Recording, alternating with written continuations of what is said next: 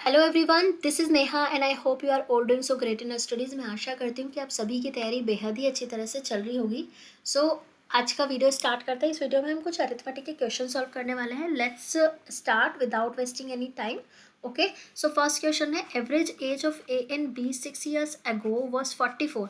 अगर average age बोला जा रहा है जो कि 44 है, तो टोटल एज कितनी हो जाएगी? 44 मल्टीप्लाई बाई 2 दैट इज 88।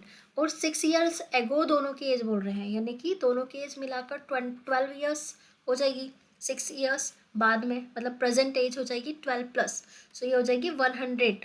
ठीक है, सो ए और बी का सम तो आ गया 100। अब ये बोल रहे हैं कि the age of A 18 years ago was equal to B's age 6 years ago, यानी कि ए की एज 18 years एगो, बी की एज 6 years एगो इक्वल है। तो A minus B is equal to 12 हो जाएगा। दोनों इक्वेशन को सॉल्व कर लेते हैं।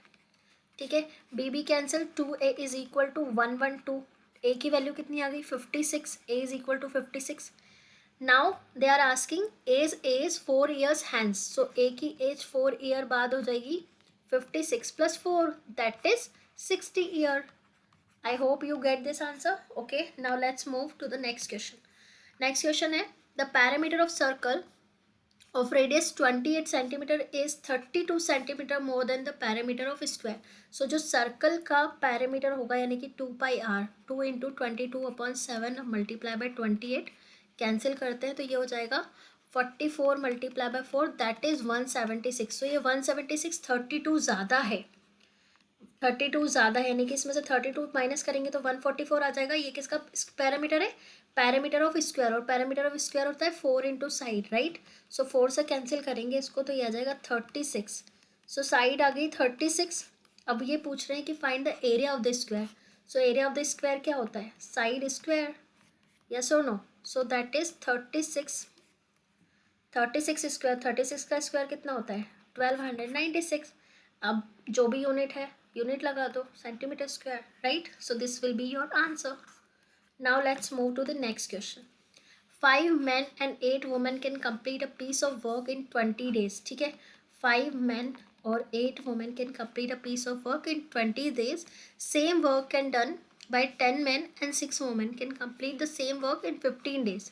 ओके, 10 men और 6 वोमेन कितने दिनों में कर रही है? 15 days में। इसको कैंसिल कर देते 3 टाइम, इसको कैंसिल करेंगे 4 टाइम, ये हो जाएगा 20 men plus 32 women is equal to 30 men plus 6 18 women. Okay, so इसको अपन सॉल्व करेंगे तो ये हो जाएगा 10 men और ये हो जाएगा 14 वोमेन। सो वोमेन और मैन का रेशो कितना आ गया? 5:7, राइट। तो टोटल वर्क कितना हो जाएगा?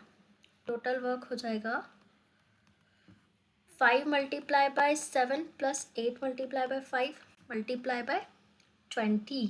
Okay, so that is 35 plus 40 multiply by 20, तो ये हो जाएगा 75 मल्टीप्लाई बाय 20, यानी कि टोटल वर्क हो गया 1500। ओके, अब ये पूछ रहे हैं कि find the days taken by 5 men and 2 women।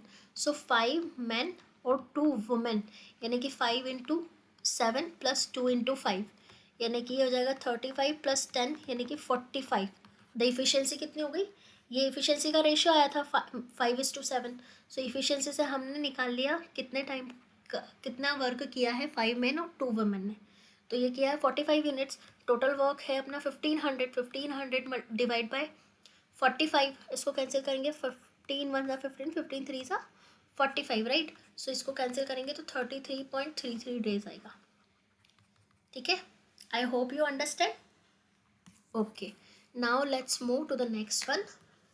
Now Ankit invests 3,200 in simple interest for 2 years. Okay, and Kamal invests 2,800 in simple year for 4 years at the same rate of interest.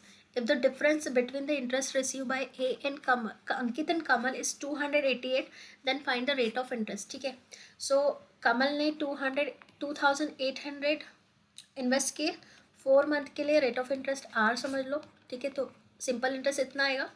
और अंकित ने 3,200 receive किए 2 month के लिए, 2 years के लिए same rate of interest पर, और इन दोनों का डिफरेंस है 288। तो ये 0 से 0 कैंसिल किया, 0 0 कैंसिल किया, फिर ये आ जाएगा 2 and then 4 1 1 1 1 2 R minus 64R is equal to 288, ठीक है।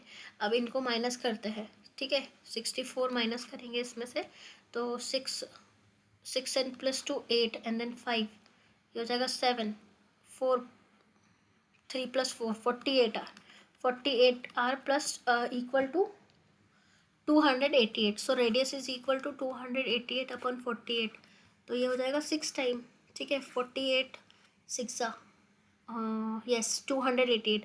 सो रेट ऑफ इंटरेस्ट कितनी आ गई? 6%। 6% की रेट ऑफ इंटरेस्ट से डिफरेंस कितना आएगा इन दोनों के इंटरेस्ट में? 288 का। So this is how we can solve this question. Okay.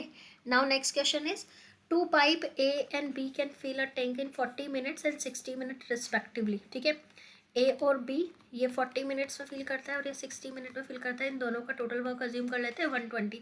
So efficiency कितनी आ जाएगी? 120 डिवाइड बाई 40 3, 120 डिवाइड बाई 60 2।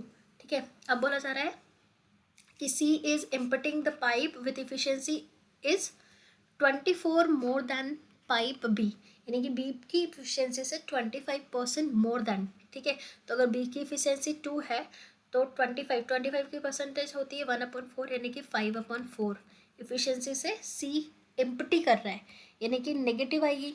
सी की जो भी इफिशियंसी आएगी वो नेगेटिव आएगी। 2 से 2 कैंसिल किया, 5/2 हो जाएगा 2.5, राइट। सो 2.5 इफिशियंसी से ये एम्प्टी कर रहा है, यानी कि ये नेगेटिव है। ठीक है, अब वो पूछ रहे हैं कि find the time taken by the 3 pipe, ठीक है, ABC पाइप। तो अगर ए बी 5 यूनिट कर रहा है और सी ये फील कर रहे हैं, 5 यूनिट फील कर रहे हैं और सी 2.5 इम्पटी कर रहा है, तो टोटल 2.5 टैंक में जा रहा है ना। और टोटल वर्क तो अपना कितना है? 120 upon 2.5। So this will give you the answer. Okay, बस सॉल्व करो लो इसको।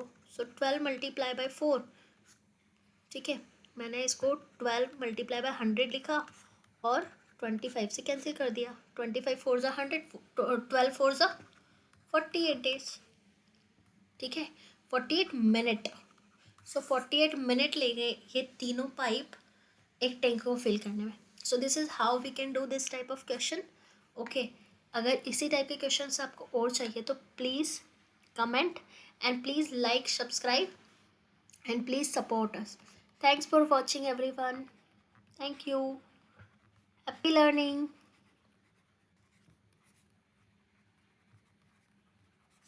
And all the very best for your upcoming exam. Bye bye everyone.